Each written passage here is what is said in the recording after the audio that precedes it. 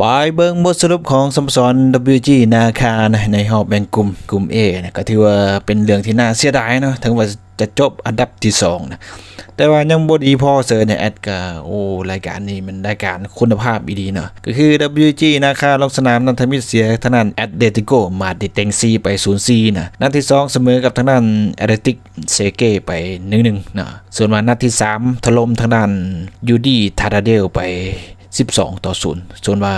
นัดที่4เนี่ยเอาชนะทางด้านเลสโซเวียไป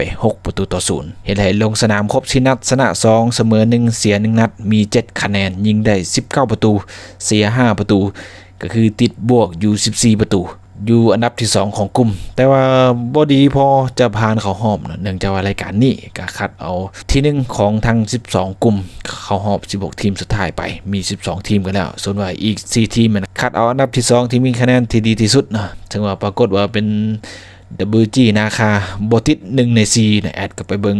ข้อมูลเมื่อกี้นี่เนาะก็เป็นเรื่องที่น่าเสียดายซะเหลือเกินเนาะกระดังที่หัวรายการนี้มีการแข่งขันกันหลายเนาะส่วนว่าสรุปตารางกลุ่ม A กันแน่นะทางด้านแอตเลติโกมาดริดมี12คะแนนชนะ4นัดรวด WG นาคามี7คะแนนชนะ2เสมอ1เสีย1แอตเลติกเซเกนะชนะ1เสมอ2เสีย1มี5คะแนนอยู่อันดับที่3อันดับที่4เดซเบีย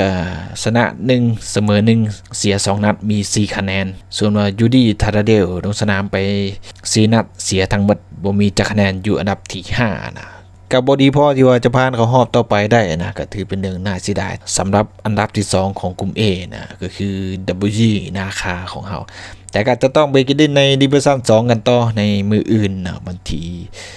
4 พฤษภาคม 2025นะเดี๋ยวเราไปเบิ่งบทสรุปว่าทีมใดได้เข้ารอบกันแน่ก็มีดังนี้นะทีมทอมิดก็จะเป็นทางด้านแอตเลติโกมาดริดนะมี14คะแนนแซมกลุ่ม A ส่วนว่าทีมที่2เป็นทางด้านเดียเบติสแซมกลุ่ม B มี10คะแนนทีมที่3เป็น CF บาลาโดนานะมีอยู่10คะแนนอยู่อันดับที่2ของกลุ่ม B นะทีมที่4เป็นเอซิมิลานนะทีมจากอิตาลีนะมี12คะแนนแซมกลุ่ม C นะทีมที่5เป็นยูอีบิลาซ่านะเดมานะมี10คะแนนแซมกลุ่มดีนะส่วนว่าทีมที่6เป็นเจนท็อป FA นะมีอยู่10คะแนนอยู่อันดับที่2ของกลุ่มดีส่วนทีมที่7เป็นเซบียานะมี12คะแนนแซมกลุ่ม E ทีมที่8เป็นทางด้าน RCD มาโลกานะมีอยู่9คะแนนแซมกลุ่ม F นะส่วนว่าทีมที่9เป็นทางด้าน RCD เอสปันยอนแซมกลุ่ม G นะส่วนว่าทีมที่10เป็นคิโรนานะแซมกลุ่ม H ทีมที่11เป็นบาเลนเซียนะแซมกลุ่ม I ทีมที่12เป็น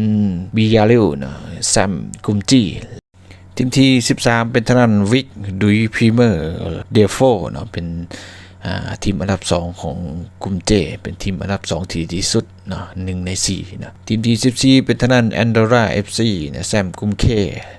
แล้วก็ทีมที่15เป็นตูลูสเนาะ FC นะมี9คะแนนกลายเป็นทีมอันดับที่2ที่ดีสุดทีมสุดท้ายทีมที่4นะส่วนว่าทีมที่16เป็นทางด้านเจ้าภาพเนาะ FC บาร์เซโลนานะแซมกลุ่ม L นะ